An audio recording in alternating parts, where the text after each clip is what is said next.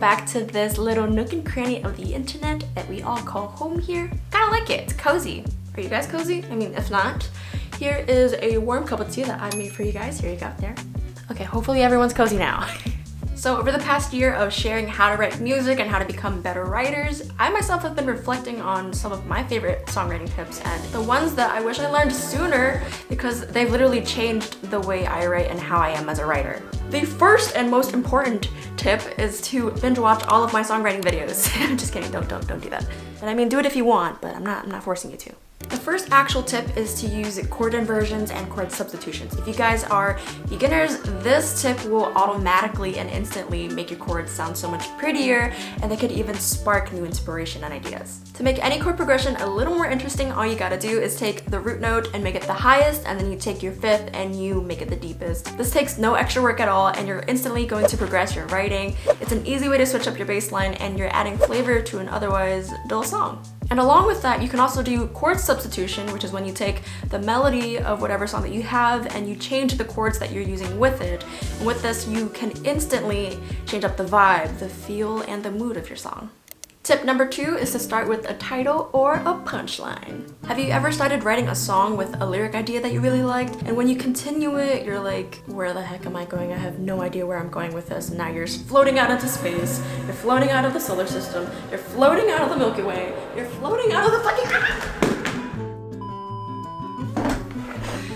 Jeez. Okay, where were we? Right, so it's because you don't have a grounding element or an anchor leading you anywhere. If you've ever had one of those moments where you're like, damn, that would make a really good title, write that down and then write your song around that idea. Build your story around a title or a punchline, because then you'll know exactly where you need to take your listeners or where you need to take your song in order to get back to that line that we had in the very beginning. And bouncing off of that, tip number 3 is to keep a list of all of your titles, your punchlines, and all of your ideas in one place. Sometimes our best ideas come to us when we're not writing, so like when we're out on a walk, when we're driving, when we're in the shower. So it's really convenient to keep a list of all these ideas where they're not full out songs that are written, but instead they're just thrown out random sentences, random titles and ideas that you can come back to. And then when you can sit down and write something, reflecting back on those punchlines and titles, it's like having a little toolbox, you know, that you can just like grab tools out of whenever you need.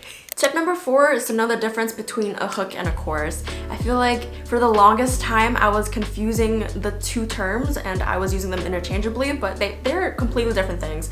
A chorus is just a section of a song where in a pop structure there's like the intro or verse, pre-chorus, chorus, second verse, pre-chorus, chorus, and etc., right? But a hook can be placed anywhere in the song. It can be in the intro, it can be in the verse, it can be put out repeatedly throughout the song in order to hook your audience. That's the point, to hook your audience into the song and to keep them engaged, to keep the song interesting. And so if you guys are looking to make your songs more interesting, look up videos and look up a ton of tips on how to create interesting hooks and where to put them in your song. Because honestly, once I started learning how to write hooks, and good hooks that is, your writing starts to change and you get better and better over time. Tip number 5 is to start writing with people. And ma'am, sir, if you haven't been doing it already, then you gotta get to it. Come on, let's get to it. Writing with other people has helped me to look at ideas and topics from other perspectives. Like, one idea can mean all sorts of things to different kinds of people, right? We've all lived through different experiences, which means that there are like a zillion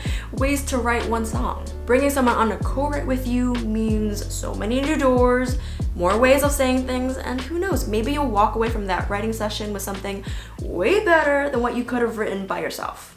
Speaking of co-writing, it can be a challenge navigating these things if you haven't done so already, which brings us to today's sponsor, DistroKid, and their new feature, splits. In today's music climate, everyone is collaborating, which is so amazing. So DistroKid has a tool which allows you to easily pay your collaborators without having to hire an accountant. With Splits by DistroKid, you can easily add unlimited collaborators to any track. You can change your splits or collaborators at any time. For privacy's sake, collaborators can only see what percentage they get and not who your other collaborators are or what percentage other folks get. And if your collaborators don't already have a DistroKid account, they can easily make one for 10 bucks. DistroKid will not delay any of your releases if your collaborators are slow to sign up. All they will do is hold the money for them until they join.